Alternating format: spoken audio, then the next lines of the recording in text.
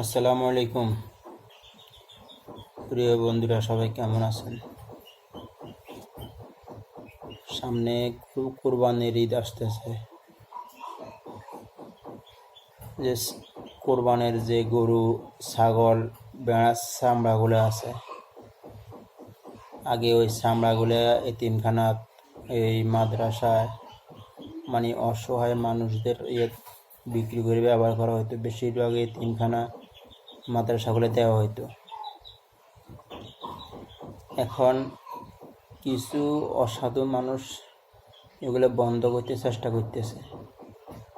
কারণ যদি এই জিনিসগুলো মাদ্রাসায় যায়, এতিমখানায় যায়, তাহলে তারা তো আর কারো কাছে হাত পাতার প্রয়োজন হয় না, হাত পাতার প্রয়োজন নাই, কারো কাছে ভিক্ষা করার প্রয়োজন নাই।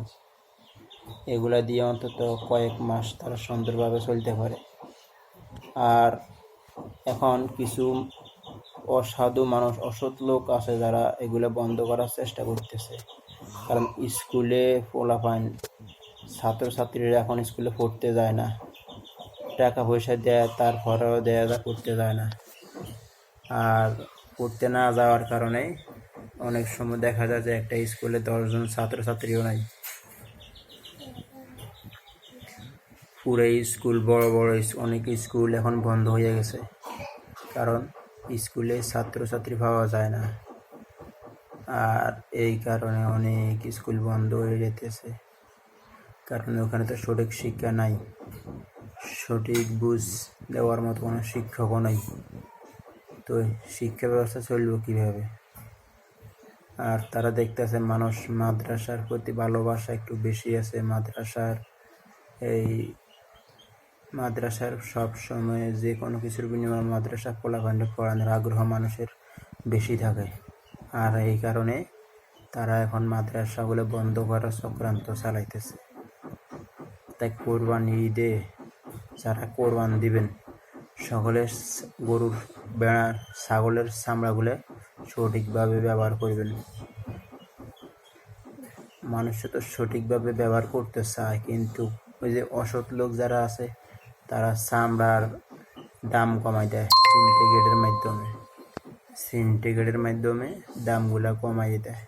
তাই ন্যায্য মূল্য পাওয়া যায় না।